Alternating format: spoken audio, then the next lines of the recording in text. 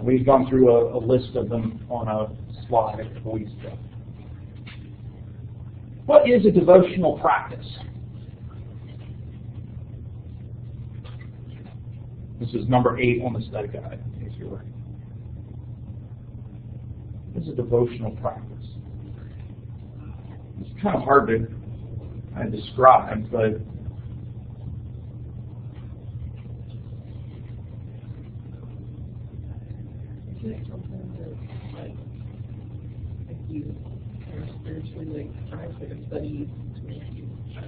yeah, you're on the right track, right? And so, the focus of an academic practice, like research, is to increase your knowledge.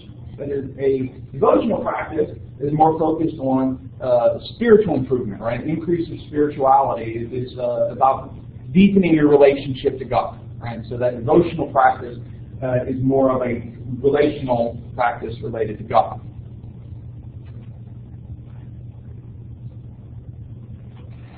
All right, explain the difference between theological analysis and theological construction.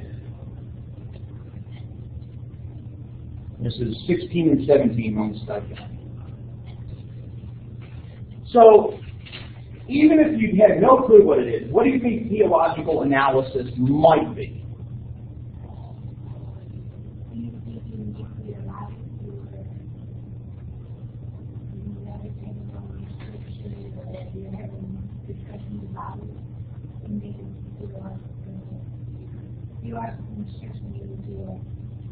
Probably like making an idea for it, like finding a solution for it, or trying to change it with discussion.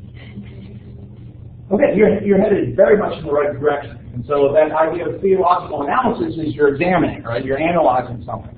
And so that would be the part where you'd be thinking about your embedded theology. Right? What are passages that relate to this topic? What do I always think about this? Is this biblical? Right, so you're asking those questions, you're thinking about the topic. Right? Theological construction is that coming up with an answer. And now that I've kind of examined it, analyzed it, how do I put this all together? How do I construct a theological response to that?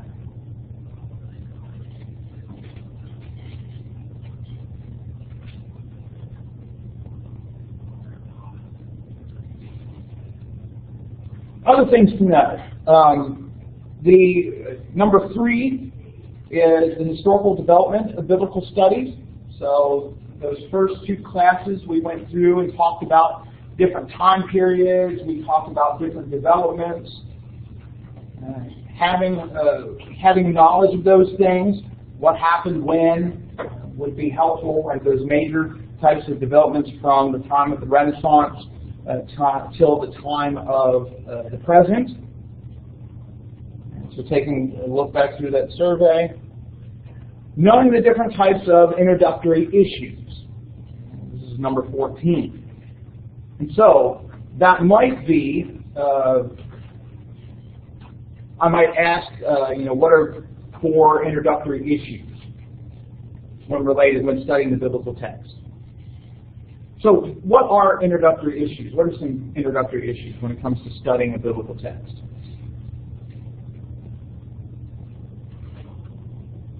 That would be things like the author. What else? When it was written. All right, so author, date. What are some other ones?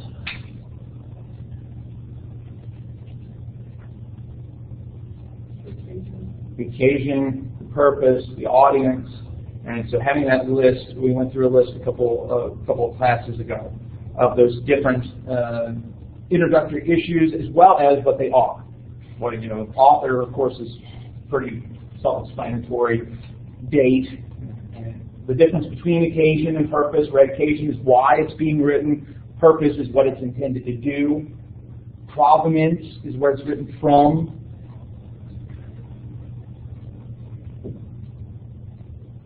You should know the parts of the Christian grand narrative.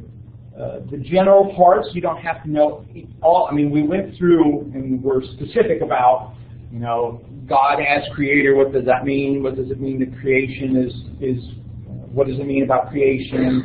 human beings and all those kind of things, but you should know the main parts, right? Creation, fall, the promise of redemption, and generally what are some ideas we can pull out of each of those.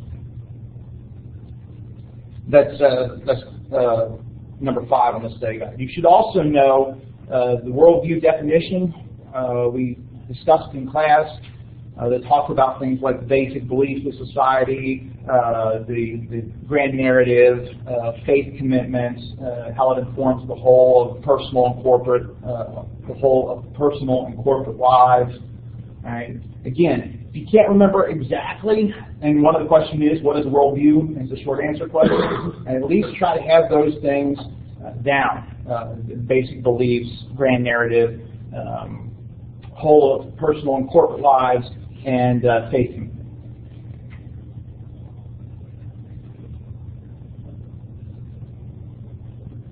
The resources for theology, we talked about that already, what they are. And then finally, we'll talk about the essay. Before we get talking about the essay, are there any questions? Anything that's come up? Anything I need to clarify? What does be at the beginning with the impartial fulfillment of the following course objectives? So, on the syllabus, there's a list of course objectives. Right? This is what, by the end of this course, you will be able to do these things. Right? So, this exam is one way that you're going to be showing me that you're able to talk about the various disciplines, that you can explain the impact of biblical studies on ministry, you can explain evaluating methods, theories, etc. And so that's just saying, this is why I'm having you do a midterm exam. Right? It shows me you can do these things. What's the essay questions are we particular one, or are you? I'm going to put 2 on the exam sheet. You get to pick which one you want to do. Right? It'll be, and the 2 that come on the sheet will be 2 of these 3. And then you'll get to choose which one you want to write on. The slides, they're on YouTube, right? Yeah, the lectures are on YouTube. The link should be on Blackboard. And so you can go back and review what you need to. It's broken up into 15 to 20 minute sections. Just because with watching on an iPad or whatever, for some of the online students that aren't live in class, it's a little easier to go in chunks than try to stare at the screen for an hour and a half. They are divided by class section, right? And so it'll say like word studies part 1, part 2, part 3. So if there's a specific class you're looking for, you should be able to kind of look through the list and figure out which one you need. Any other questions about the first half of the exam? So that first half, short answer, multiple choice.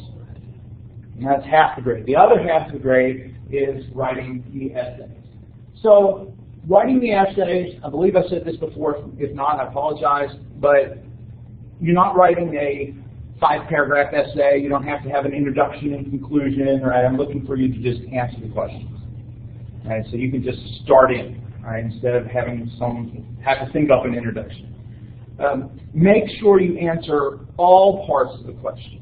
And that's the part that really affects people and affects their grade. If you don't talk about all parts of the question, then you start losing points. So, make sure that you're answering all parts of the question. The other thing with this as well is that at least try to get something down. Right? If you're blanking and you can't think exactly, try to get something there. I don't understand sometimes, and I understand why some students don't write an essay. Right? They're just completely unprepared for it and they don't write anything. But at least write something, right? At the very least get some points out of this because it is worth half your grade. So make sure to have something substantial to say. That being said, it's not going to be a several pages essay. We're talking about long paragraphs, 10 sentences or so. You can probably do this. So make sure to address all parts of the question, make sure to get something down, and don't feel overwhelmed by the fact that it's worth half of the grade. It's not something you have to write pages and pages about. So let's just talk. We'll just pick one of these. We'll talk about some of the things related to it. Not necessarily answer everything, but at least give you some ideas about some things that you'll need to study and prepare for in talking about it. All right, so let's just go with one in the middle. What is devotional study? What relationship does it have to biblical studies? What is exegesis? Why is it important in ministry? How does one go about exegesis? Why not seek to simply apply the Bible to our contemporary situation first instead of doing exegesis? Why are both devotional study and exegetical studies important to the life and work of someone engaged in ministry? So in your answer, you're going to want to answer all of those questions or all those parts of the question. So, that first part, what is devotional study? What relationship does it have to biblical studies? What are some things that you should write, maybe not the specifics, but what are some things that you should know in order to answer that question? Okay, so having an idea of what devotional study is.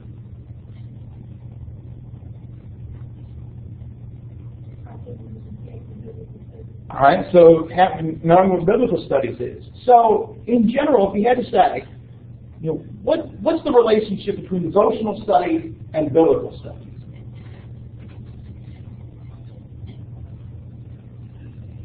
How are they similar? How are they different?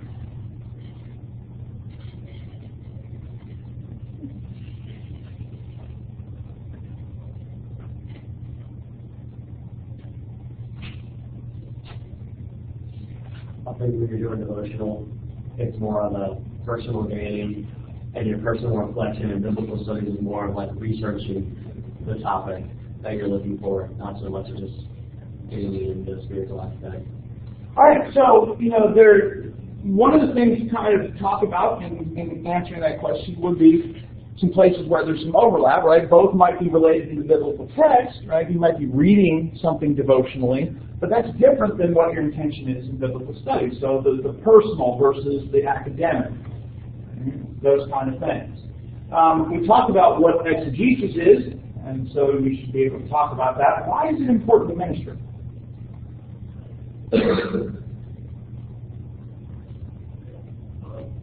And that kind of relates to this second. Why not seek to simply apply the Bible to our contemporary situation first? You have to understand where it came from first before you can just put it into a situation, because it may not fit correctly in our time now if you're just pulling it out of the original situation. All right. And so it can provide some depth to ministry, but it also helps protect you from trying to apply things wrongly. Knowing the steps of exegesis would be an important one for this, right? We went through and talked about the process. And talking about things like examining the introductory issues, about reading the context of your passage, etc.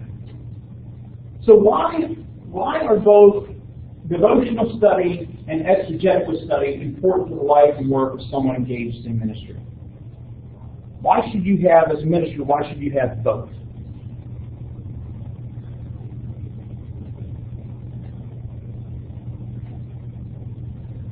I think you have to have exegetical studies to have the devotional studies, and then devotional studies are kind of like the purpose of studying the Bible, and I guess spiritual growth is what ministry is for. Okay, so you talk about things related to personal growth while also handling the text appropriately. You can talk about how if you ignore devotional study, then it just becomes this kind of academic intellectual pursuit, and so both of them kind of working together keep you grounded in God's Word, yet also personally connected to God. Right? And if if you do one or the other and not both, you can kind of maybe miss some things that your congregation or the people or the group that you're working with or the Bible class you're teaching might miss out on. So in that sense, that's how I kind of want you to think about approaching these biblical these essay questions. So in question number 3, Right? Church you're part of is trying to decide whether to start ministry of the city's homeless. What steps and actions should they take to determine what they should do, how they should do it, including whether or not this is the right activity to be involved in. Right? The focus here is not the scriptural passages, specific scriptural passages, or exegetical analysis. You don't need to be able to talk about. They need to look at these specific verses, right? And this is the exegesis. But in this question, what should you be able to talk about? What are some things some of the things we talked about just a little bit ago. What are some of the things that you should be able to talk about in answering that question?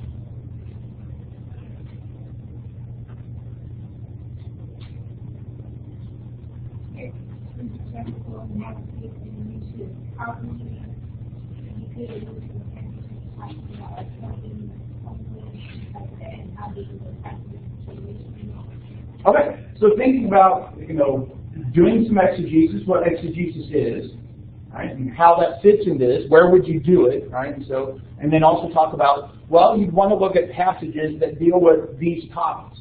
It doesn't have to be as specific, right? You don't have to say, well, you need to look at, such and such book, such and such verse. Right? You don't have to, but you could talk about things like Jesus' healing of the paralytic, or Jesus' compassion, or those kind of things. But essentially, I want you to think about, all right, if I were involved in a group talking about this, we would want to look at passages that deal with what's the mission of the church, how should we treat those that are economically disadvantaged, those kind of things. And so you should be able to talk about deliberative theology, embedded theology, theological analysis, theological construction. You should be able to think through about, okay, what topics would I want to look at the Bible for? What are some things we have to come to agreement on? How would we go about answering this question? Again, not coming to the specific answer. I'm not saying you have to make a case for, here's why we should get involved in homeless ministry. That's not necessarily what I'm looking for. It's the process. What's the framework, the process for making that decision, right? And so it's more about the process and the framework than it is about a specific passage, the exegesis of a specific passage. Does that make sense? Kind of clarifying, all right? And then the first one, we've talked about several of those issues, right? So you should be able to talk about whether you agree or not that all Christians are theologians. You should talk about embedded theology, deliberative theology, why theology is important for practice and ministry, and then thinking about how would that information help you. You might want to talk about resources for theology, what we've just talked about, right? Scripture, tradition, experience, and reason. I'm blanked on the fourth one here for a minute, right? So being able to talk about the resources. So again, don't be overwhelmed. You just kind of take it slowly, break them down. Right? You will have the entire hour and 20 minutes. If you don't need all of it, that's fine. But don't feel pressured. It should be size in a reasonable size where you have plenty of time to complete it. And certainly between now and Wednesday, if you have any questions about this, about these specific essays, about things that you would need to know about those terms in the first half, feel free to come by my office, see me in the hallway or whatever. Send me an email. It's fine too. Let me know what I can do to help you. All right. If there are no more questions, we'll click there, and I will see you on